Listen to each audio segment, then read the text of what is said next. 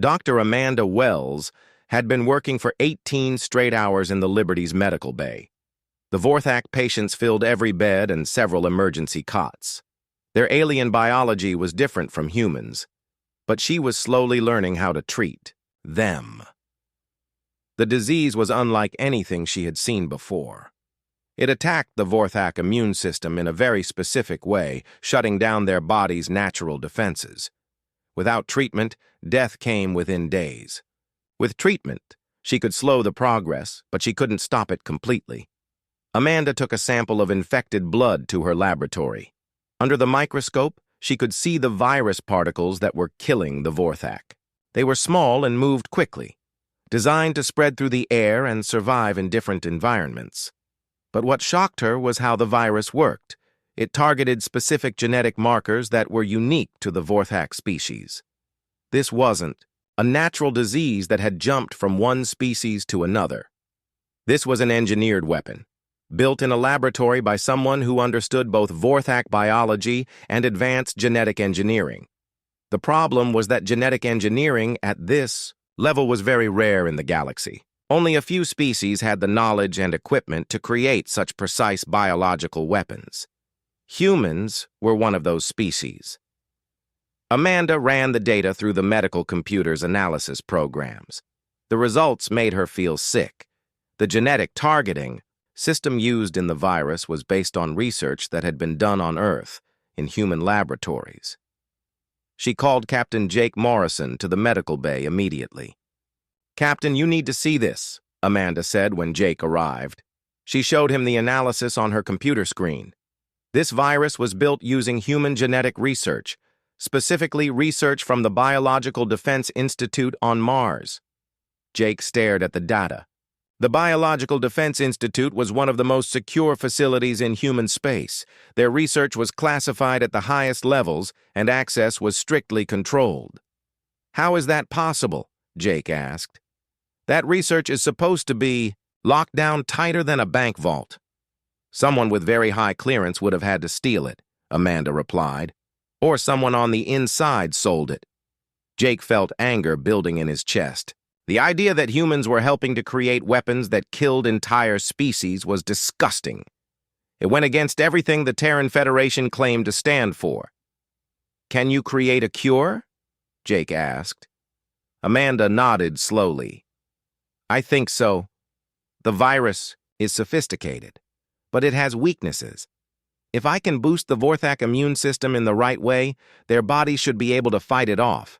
It will take time, though." "How much time?" "Several days to develop a working treatment.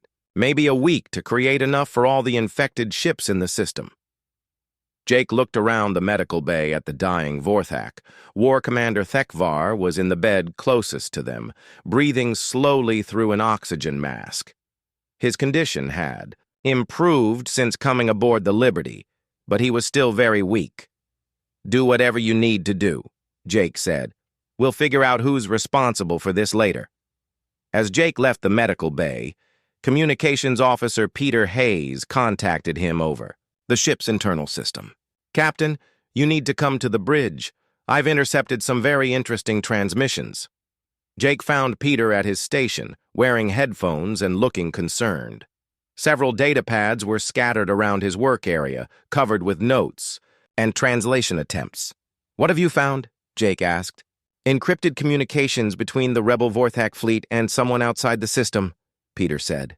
"I managed to break part of the encryption using the Liberty's computer systems. Captain, some of these messages are in English." Jake felt his stomach drop. "English? From who?" "I'm not sure yet, but I've got partial names and references. There's mention of something called Nexus Dynamics and payments for biological research data and advanced weapon systems." Peter handed Jake one of the data pads. On it was a partially decoded message that made Jake's blood run cold. "Shipment. Delivered as promised. Vorthak immune system data confirmed effective. Payment transferred to usual accounts. Next delivery in 6 days. Nexus Dynamics appreciates your continued business." "Nexus Dynamics," Jake repeated. "I've heard that name before." Lieutenant Commander Lisa Parker joined them on the bridge. It's a human corporation, Captain. They specialize in advanced technology research and development. Officially, they work on things like faster-than-light communication and improved spaceship engines. And unofficially? Jake asked. There have been rumors for years, Lisa said carefully. Stories about them selling restricted technology to non-human buyers. But nothing was ever proven. Jake studied the intercepted message again. If Nexus Dynamics was really selling biological weapons data to the Vorthak rebels, they were committing treason against the entire human species. Worse, they were helping to commit genocide against the Vorthak Empire. Keep monitoring their transmissions, Jake ordered Peter. I want to know everything about their operations in this sector. Already on it, Captain, Peter replied. I'm also trying to track the source of the signals. If we can find their base of operations, we might be able to stop them. Over the next 2 days, the Liberty continued to rescue survivors from the battle debris. The fighting between the Vorthak factions had mostly stopped, as both sides were too busy dealing with the plague to continue combat operations. Ships from both fleets were requesting medical assistance. Dr. Wells worked around the clock to develop a cure for the biological weapon. She had help from an unexpected source. War Commander Thekvar had recovered enough to provide detailed information about Vorthak biology and immune system functions. Your species is remarkable, Thekvar told Amanda during one of their research sessions. Most civilized races would have left us to die. We are your enemies, after all. Not anymore, Amanda replied as she worked on a new drug combination. Anyone fighting this disease is a friend of mine. The Vorthak commander watched her work with curious eyes. Why do humans help others so readily? Your species could have used this plague to your advantage. With the Vorthak Empire weakened, human space would be much safer. Amanda looked up from her microscope. Because that's not who we are. Humans don't win by watching others die from disease. We win by being better than that. Thekvar was quiet for a long moment. Then he said, Perhaps our two species have been fighting the wrong enemy. On the 3rd day, Amanda made a breakthrough. She had created a serum that could boost the Vorthak immune system enough to fight off the engineered virus. The first test subjects were Thekvar and his senior officers. Within hours, their conditions began to improve dramatically. It works, Amanda announced to the bridge crew. The cure works. We can save them all. Jake felt relief wash over him. How long to produce enough for everyone? The Liberty's medical facilities can produce enough serum for about 200 patients per day, Amanda said. There are thousands of infected Vorthak in this system, so it will take weeks to treat everyone. Then we'd better get started, Jake said. But as the Liberty began mass production of the cure, Peter Hayes detected something troubling on his sensors. Captain, I'm reading 3 ships approaching from the outer system. They're using human engine signatures, but they're not. Broadcasting Federation identification codes. Jake looked at the tactical display. 3 medium-sized ships were moving toward them at high speed. Their weapon systems were powered up, and they were on an intercept course with the Liberty. Nexus Dynamics? Jake asked. Most likely, Peter replied. And Captain, I'm detecting weapon systems that shouldn't exist on civilian vessels. These ships are armed for war. Jake realized that their rescue mission had just become much more dangerous. Nexus Dynamics had learned about the Liberty's interference with their biological weapons program. Now they were coming to clean up the evidence. That evidence included the cure for the plague, the rescued Vorthak survivors, and the crew of the Liberty itself. Battle stations, Jake ordered. Quietly. We don't want to panic our patients. As the Liberty prepared for combat, Jake looked at the tactical display showing the approaching enemy ships. 3 against 1, and his ship was loaded with sick aliens who couldn't fight. The odds were not good, but Jake had learned something important over the past few days. Sometimes the right thing to do was also the hardest thing to do, and sometimes, when humans were faced with impossible odds, they found ways to make the impossible happen. War Commander Thekvar appeared on the bridge, still weak, but moving under his own power. "Captain Morrison, my ship's weapons are damaged, but not destroyed. If you can provide power to the searing blade, we can fight beside you." Jake looked at the alien commander with surprise. "You would fight alongside humans?" "You saved my crew," Thekvar replied simply. "Honor demands that we stand with you now." For the first time in days, Jake smiled. The odds were still terrible. But at least they wouldn't face them alone. Humans and Vorthak, former enemies working together against a common threat. It was about to be a very interesting battle. The three approaching ships were now close enough for detailed scans.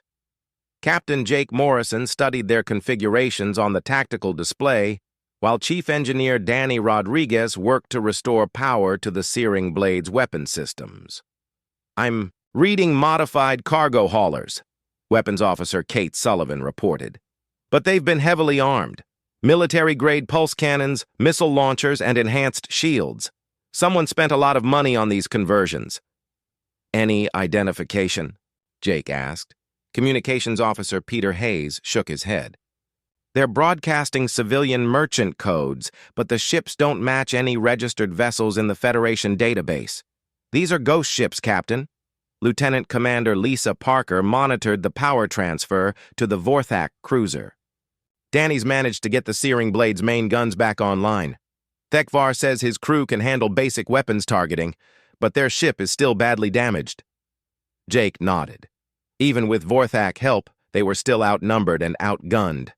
But sometimes in combat, surprise and determination could overcome superior firepower. "Incoming transmission," Peter announced. "They want to talk." "Put it through," Jake ordered. The main screen flickered, showing the bridge of one of the approaching ships. A man in expensive clothes sat in the captain's chair, looking calm and confident. His uniform was human, but it carried no Federation markings. "This is Captain Marcus Stone of the merchant vessel Stellar Wind," the man said with a smooth voice. "You are interfering with a legitimate business operation. Move your ship away from this system immediately." Jake stepped forward to face the screen. "This is Captain Jake Morrison of the USS Liberty. We are conducting a humanitarian rescue mission. You are the ones who need to leave." Marcus Stone smiled, but his eyes were cold. "Captain Morrison, you don't understand the situation. The Vorthak Civil War is an internal matter. Human interference is not welcome." "Tell that to the people dying from your biological weapons," Jake replied. Stone's smile faded. "I don't know what you're talking about." "Sure you don't," Jake said. "Nexus dynamics, biological research data, payments to Vorthak rebels. Should I continue?" For a moment, Stone looked surprised. Then his expression hardened. "You've been busy, Captain. Too busy for your own good." "Are you threatening a Federation starship?" Jake asked. "I'm warning you," Stone replied.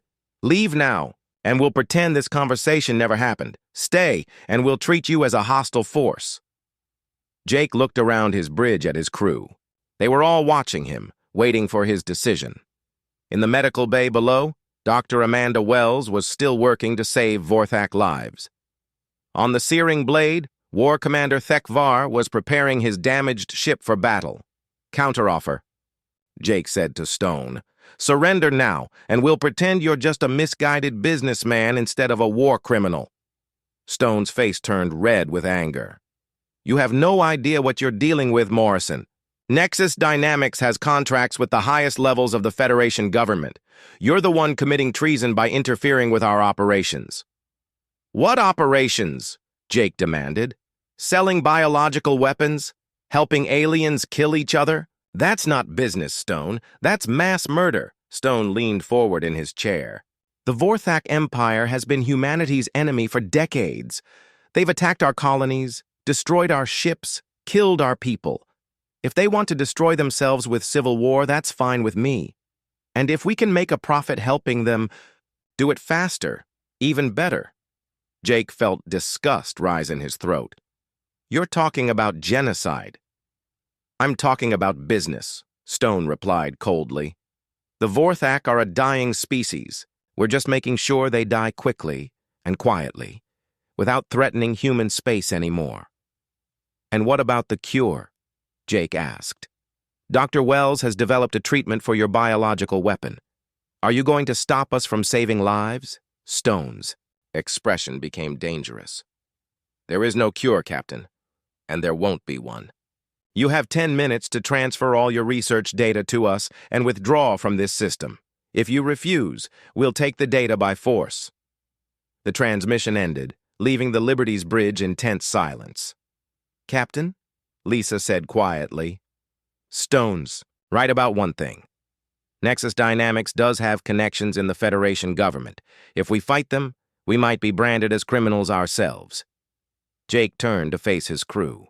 "Anyone who wants to leave can take a shuttle to the nearest Federation outpost. I won't order anyone to risk their careers for this." Nobody moved. Security Chief Roy Chen spoke for all of them. "We're with you, Captain, whatever it takes." Jake felt pride swell in his chest. This was what made humans special in the galaxy. When faced with a moral choice, they chose to do what was right, even when it was dangerous. "All right then," Jake said. "Let's show these bastards what happens when they mess with innocent people." The 3 Nexus Dynamics ships moved into attack formation.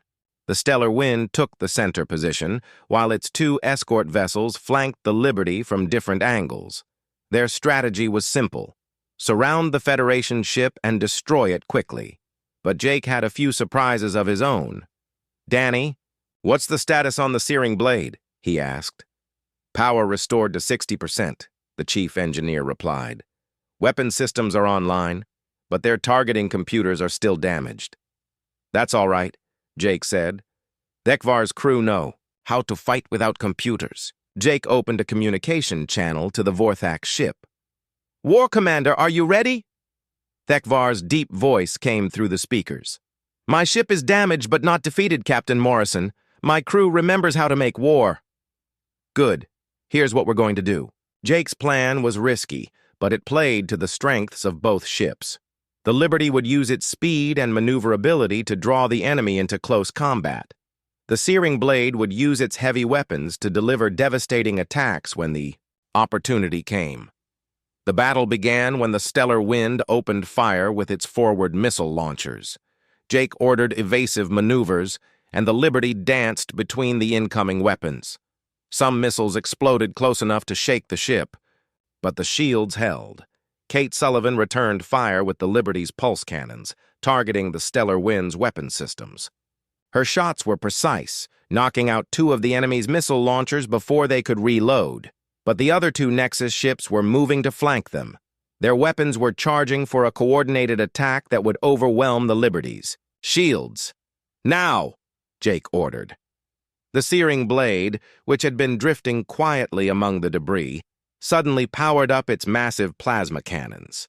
The Vorthak ship might be damaged, but its main guns could still punch through the heaviest armor. The alien vessel fired at point-blank range into the side of one escort ship. The plasma beams tore through the enemy's hull like paper, causing a chain of explosions that left the ship dead in space. "One down," Thekvar reported with satisfaction, but the remaining 2 ships pressed their attack. The Stellar Wind and its surviving escort concentrated their fire on the Liberty.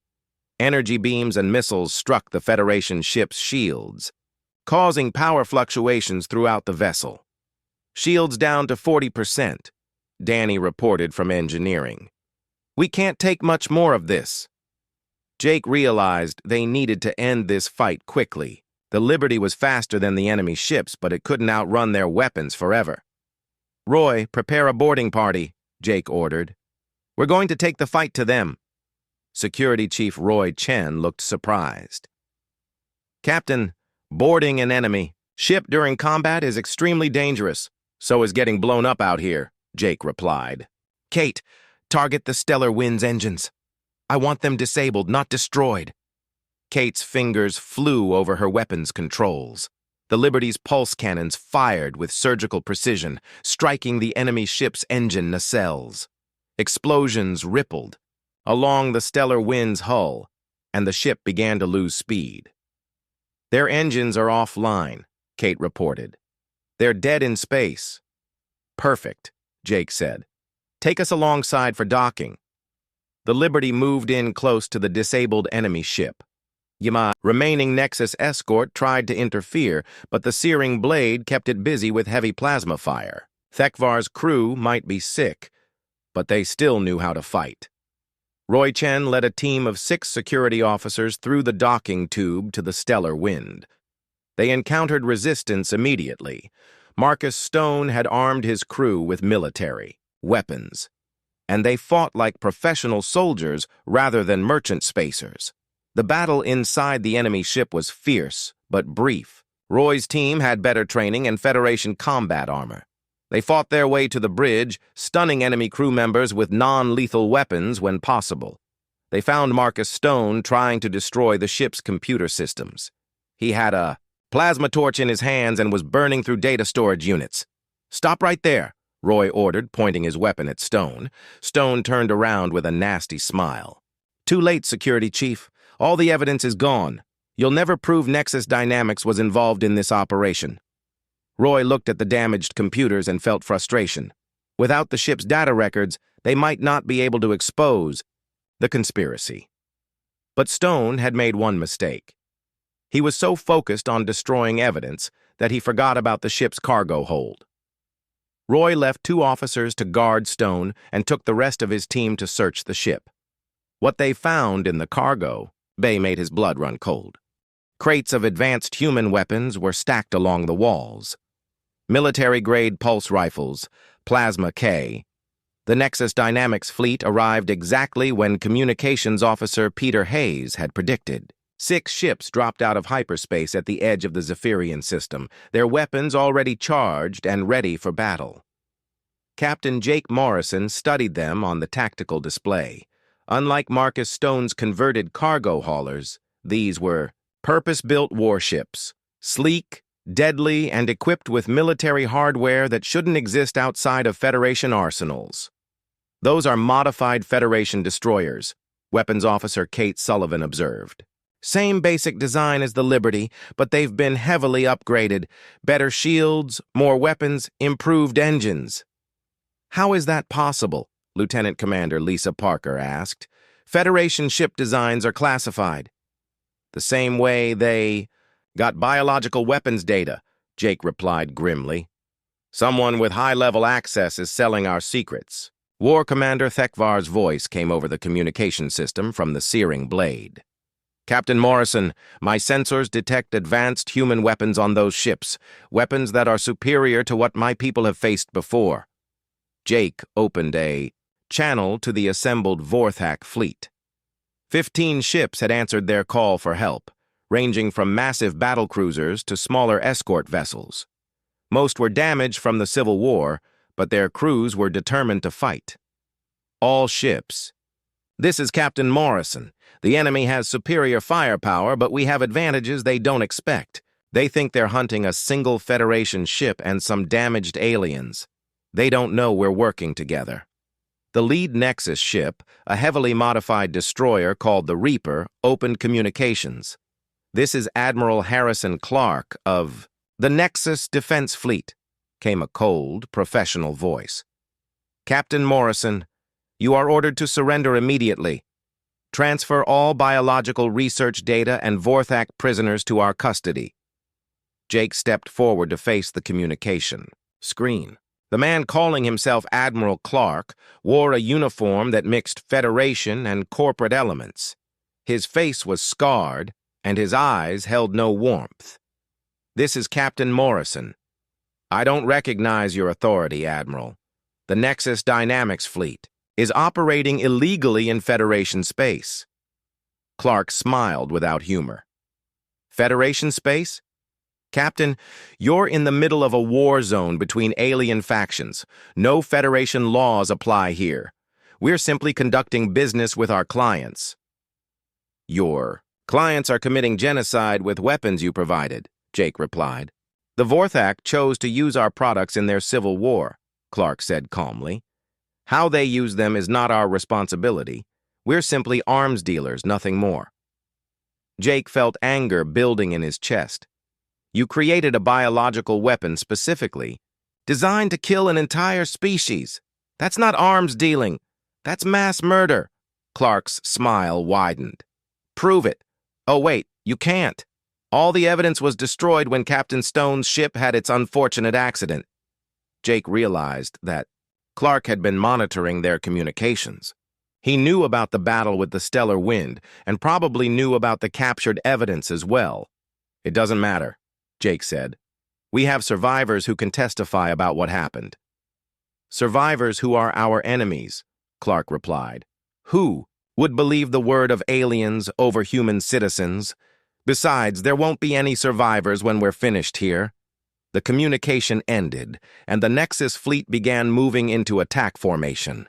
Clark's strategy was simple but effective. Use superior firepower to destroy the Liberty and its Vorthak allies quickly and completely. But Jake had spent the last 2 hours preparing for this battle. Dr. Amanda Wells had been working with Vorthak, engineers to share medical and technical knowledge.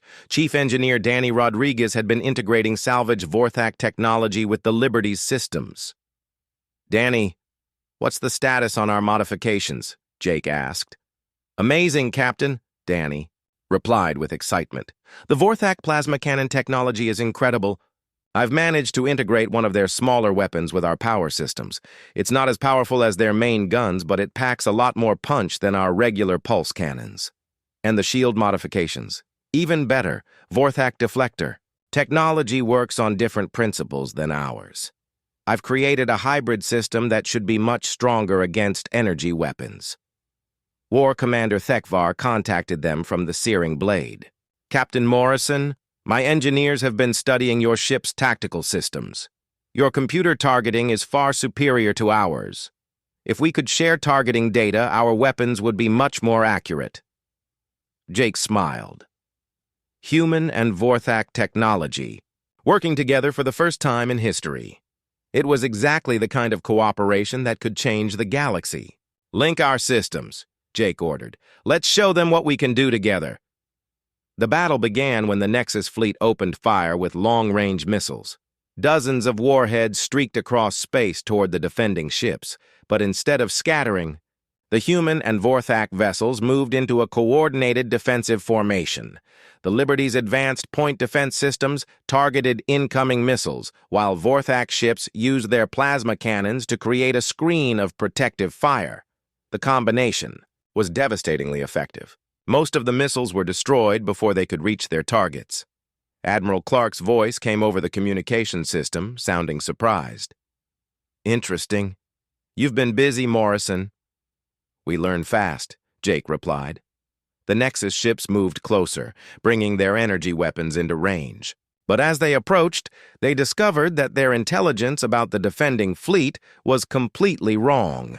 The Searing Blade, which appeared to be a crippled cruiser, suddenly revealed hidden weapon pods that had been powered down to avoid detection. Massive plasma cannons emerged from concealed ports and fired at point-blank range.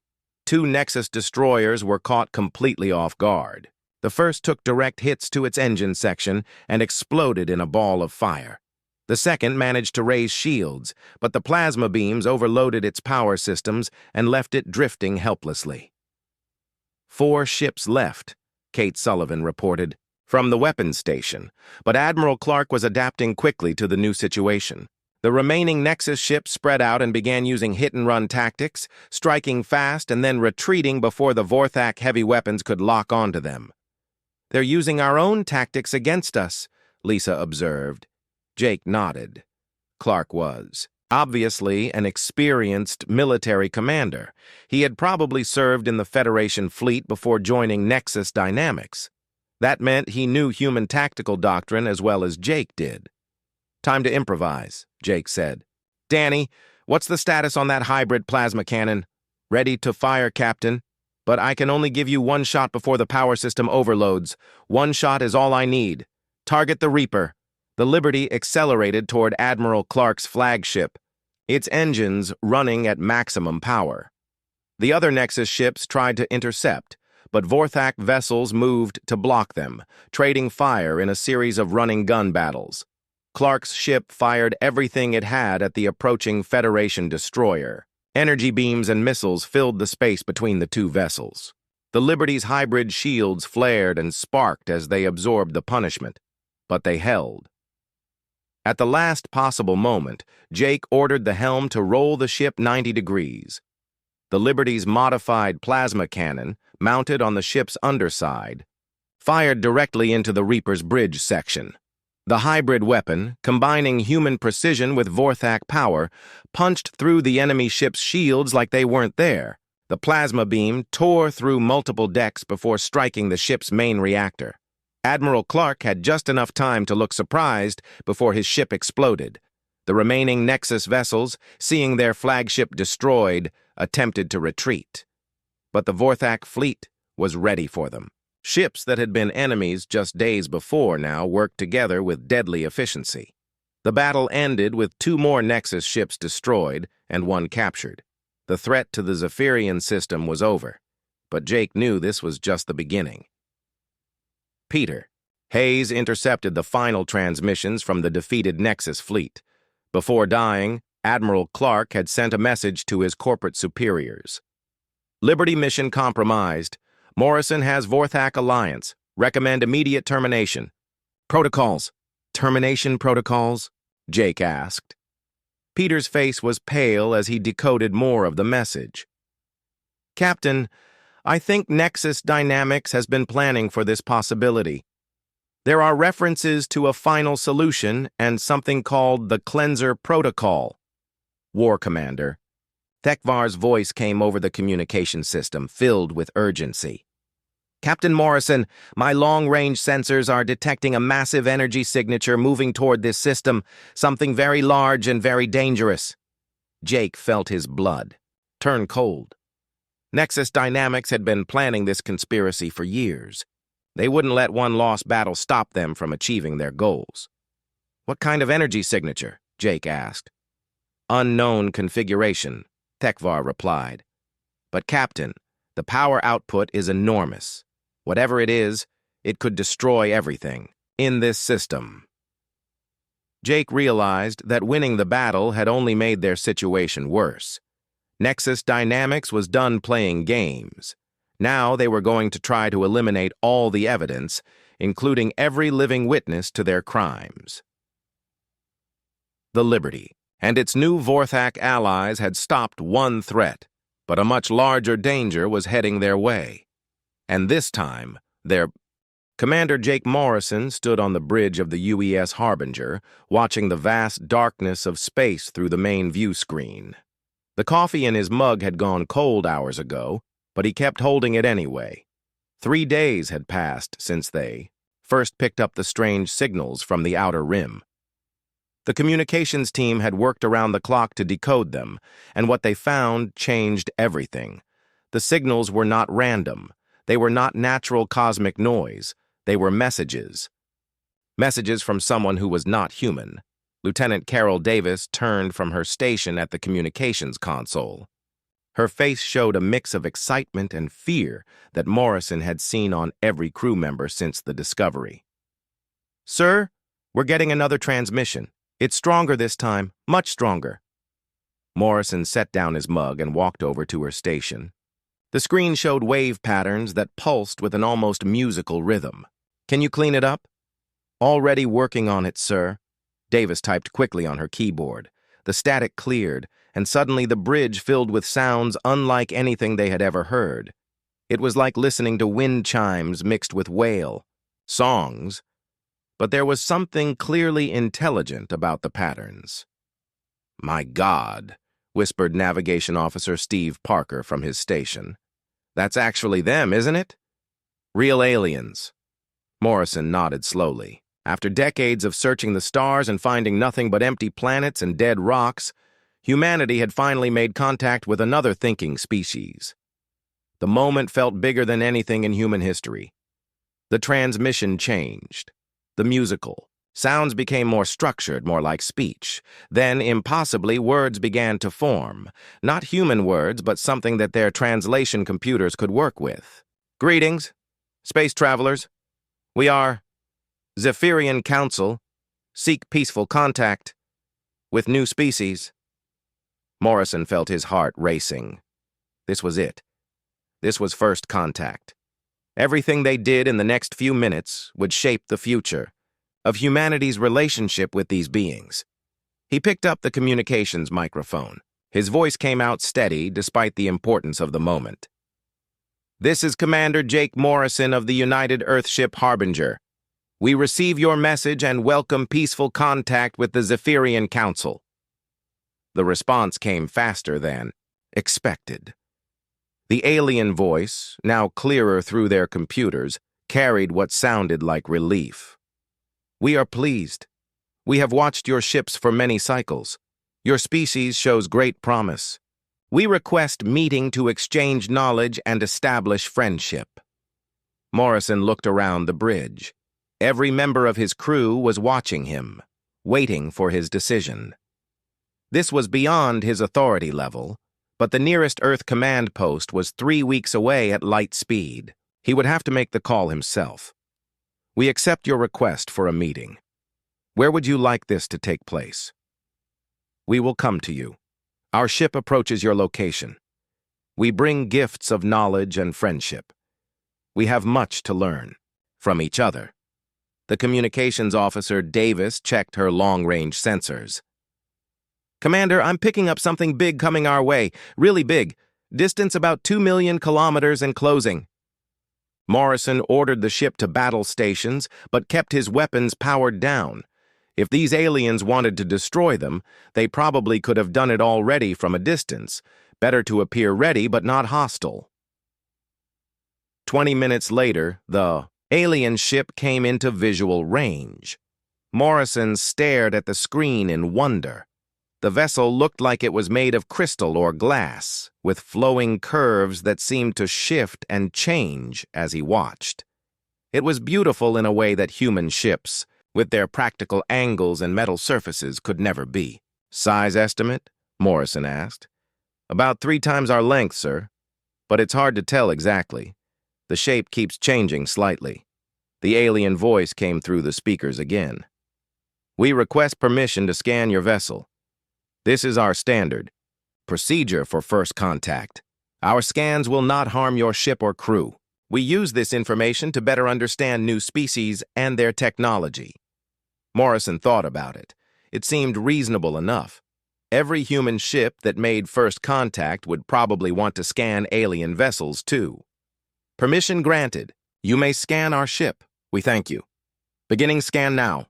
On the sensor displays, Morrison could see energy beams reaching out from the crystal ship toward the Harbinger. The beams were unlike anything in human technology, seeming to bend and twist as they moved through space. They touched the hull of his ship and began moving across its surface. For several minutes, everything seemed normal.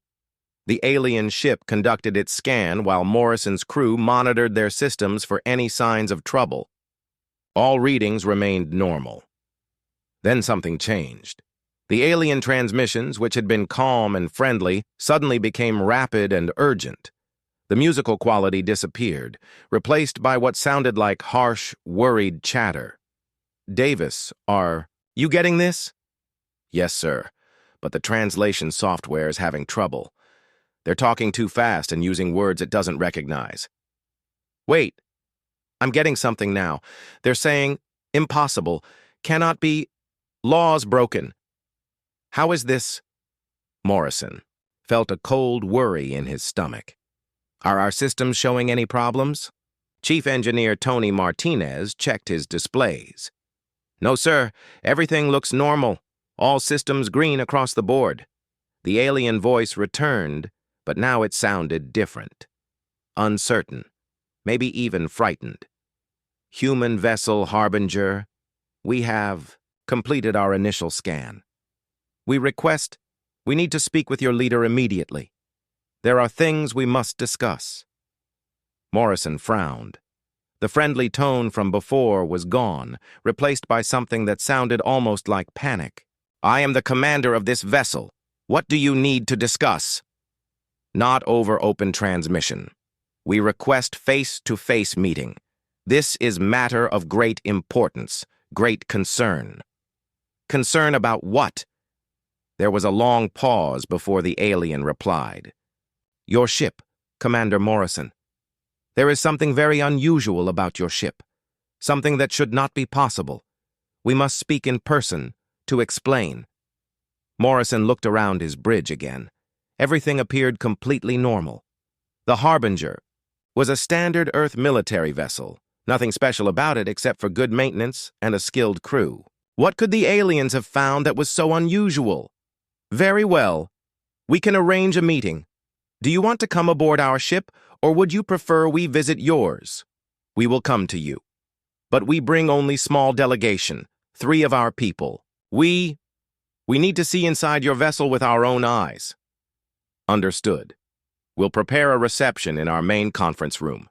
As the transmission ended, Morrison turned to his crew. All right, people.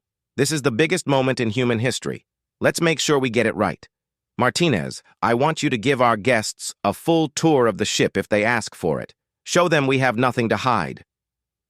Yes, sir, Martinez replied. Should I prepare any special briefings about our technology? Standard procedure. Nothing classified, but be open about our basic systems. If we're going to be friends with these people, we might as well start with trust.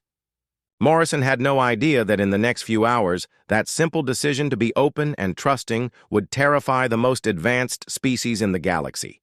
He could not know that his normal, everyday military vessel was about to challenge everything. The Zephyrians thought they knew about the laws of physics. The alien shuttle detached from the crystal mothership and began its approach to the Harbinger. Inside the small craft, 3 Zephyrian scientists sat in worried silence, trying to understand how the human ship could exist when their scans said it was impossible. Dr. Elena Rodriguez pressed her face against the observation window of the Zephyrian mothership, watching their scanning equipment work on the human destroyer UES Thunder. The aliens had invited her aboard to observe their technology as a gesture of friendship and scientific cooperation. She felt honored to be the first human to see alien science in action.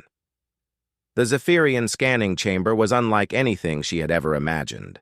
The walls seemed to be made of living crystal that pulsed with soft blue light. Equipment that looked more like art than machinery filled the room, with flowing curves and organic shapes that hurt her eyes to look at directly.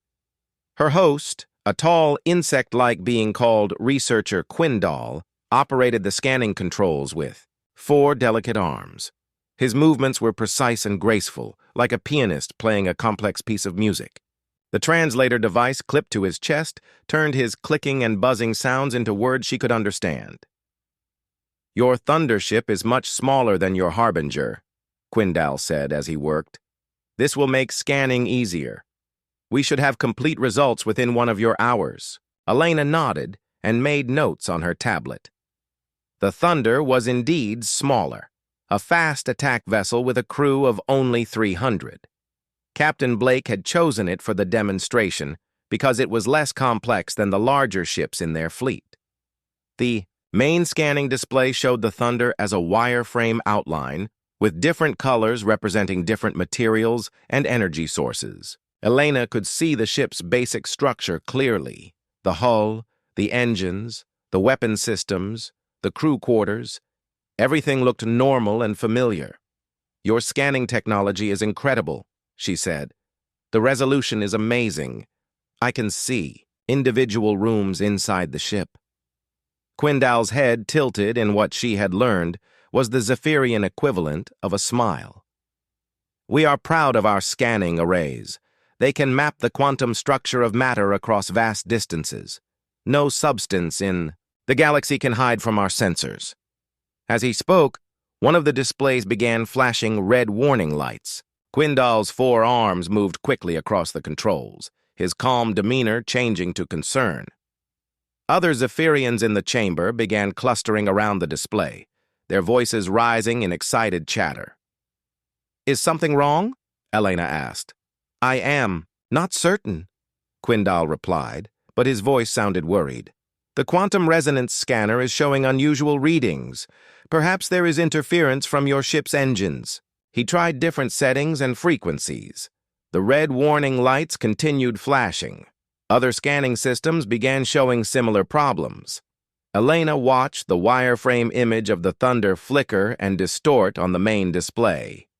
A younger, Zephyrian technician approached Quindal and spoke rapidly in their native language. Elena's translator couldn't keep up with the speed of their conversation, but she caught fragments. Impossible readings, sensor malfunction, laws of physics. Quindal turned back to his controls with all four arms working at once. Dr. Rodriguez, we are experiencing some technical difficulties. Our deep penetration scanners cannot seem to map the interior of your vessel completely. Elena frowned. What do you mean? The scans show your ship's outer hull clearly, but when we try to map the interior spaces, we get conflicting data. Our computers cannot reconcile what they are detecting. On the display, Elena could see what he meant. The outline of the Thunder was clear and solid, but the interior showed strange gaps and overlapping areas. Some sections appeared to be in the same location as other sections, which should have been impossible. Could it be our hull material? She suggested. Maybe it's interfering with your scan somehow. Quindal operated more controls. We will try the molecular resonance array. This scanner can penetrate any known material. The new scanning beam was different from the first.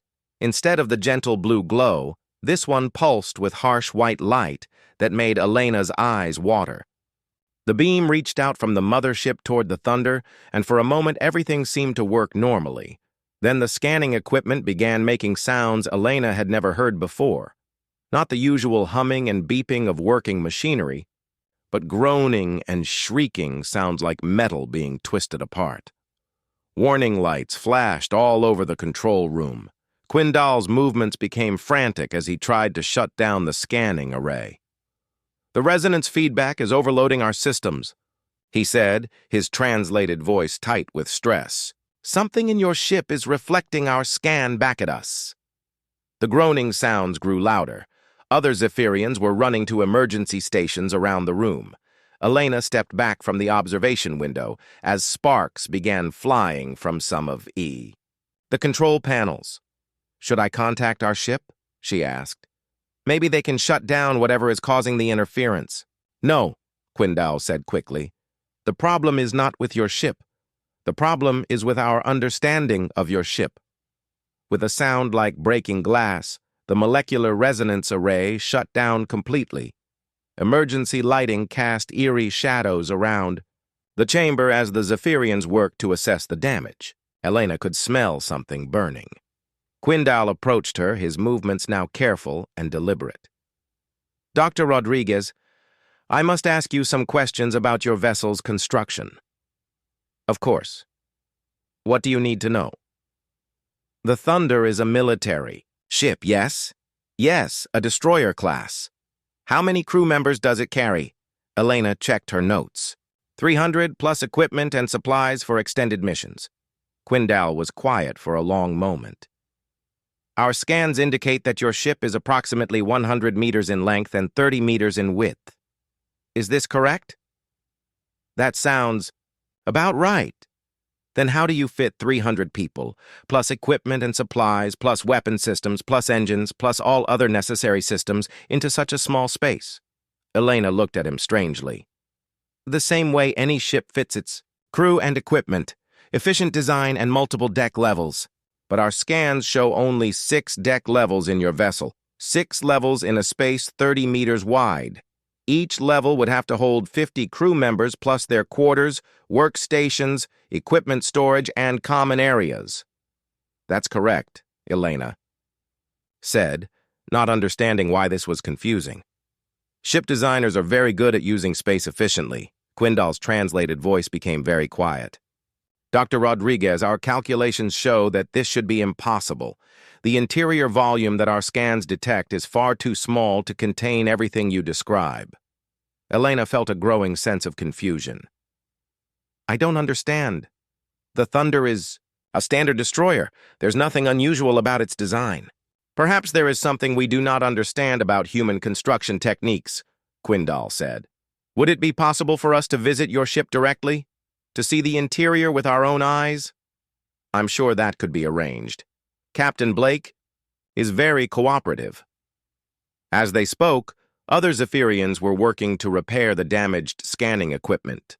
Elena could hear them talking quietly among themselves, and even with the translator's limitations, she could tell they were worried about something.